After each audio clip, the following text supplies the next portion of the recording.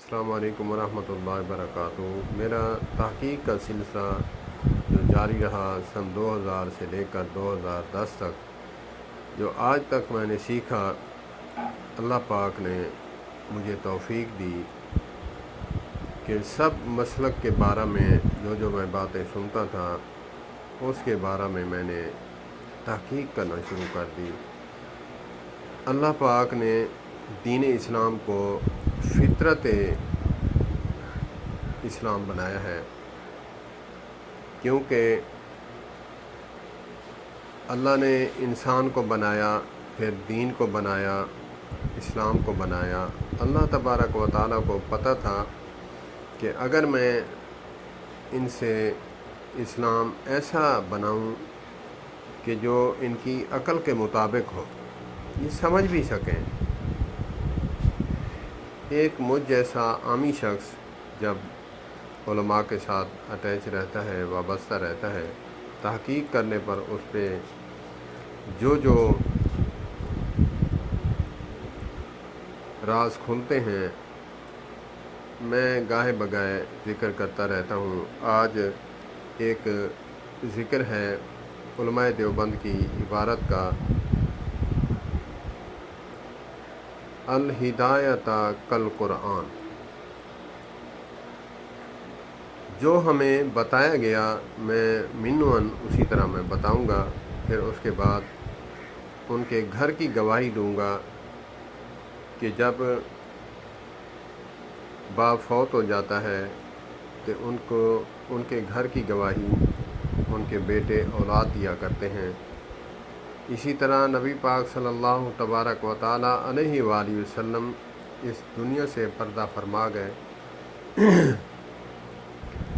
تو آقا کریم علیہ الصلوۃ والسلام کی خلوت والی زندگی جو ہے وہ بھی محفوظ ہے، اور جلوت والی بھی محفوظ ہے۔ جو رات کی زندگی ہے جلوت والی، وہ ازواج مطہرات اور بنات رسول صلی اللہ تبارک و تعالیٰ علیہ وآلہ وسلم سے ملتی ہے، اور جو خلوت کی زندگی ہے صحابہ کرام رضوان اللہ علیہم اجمعین سے ملتی ہے۔ تو اسی طرح بے عینی امام اعظم امام ابو حنیفہ نور اللہ مرکزہ علماء احناف کے روحانی باپ ہیں، تو روحانی باپ کے ناطے ان کی اولاد سے جو گواہی ملے وہ پکی اور ٹھکی ہوتی ہے۔ اگر ہم ان پر خواہ مخواہ الزام لگائیں تو ہمارا مواخذہ ہوگا۔ الہدایۃ کالقرآن،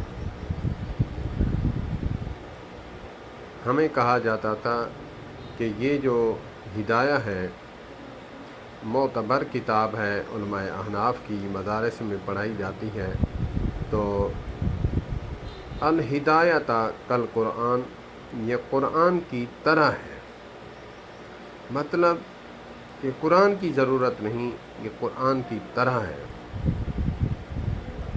جس طرح باقی کتابیں منسوخ ہیں قرآن پاک کے آنے کے بعد، اس طرح ہدایہ کے آنے کے بعد بھی باقی کتابیں علماء کی لکھی ہوئی منسوخ ہیں۔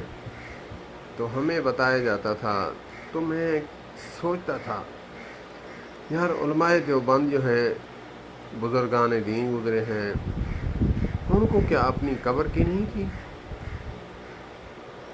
مولانا محمد الیاس ہمن حفظہ اللہ تعالیٰ سے جو تحقیق ملی مجھے، وہ میں آج بیان کرنے لگا ہوں۔ وہ فرماتے ہیں مولانا محمد الیاس ہمن حفظہ اللہ تعالیٰ کہ قرآن کی طرح کس طرح قرآن کی طرح ہے؟ قرآن کی طرح اس طرح ہے کہ قرآن پاک کے آنے کے بعد باقی کتابیں آسمانی منسوخ ہو چکیں، اور اسی طرح ہدایہ کے آنے کے بعد جو باقی علماء دیوبند کی کتابیں ہیں ان پر اتنا عمل نہیں کیا جائے گا جتنا ہدایہ پر کیا جائے گا۔ ہدایہ میں ہر مسائل ملتے ہیں، کیونکہ یہ تدریسی کتاب ہے۔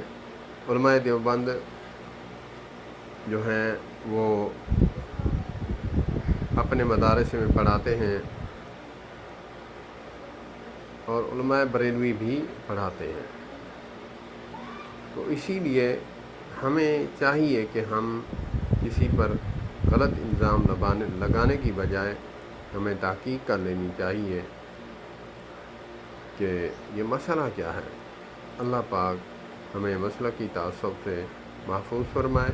والسلام علیکم ورحمۃ اللہ وبرکاتہ۔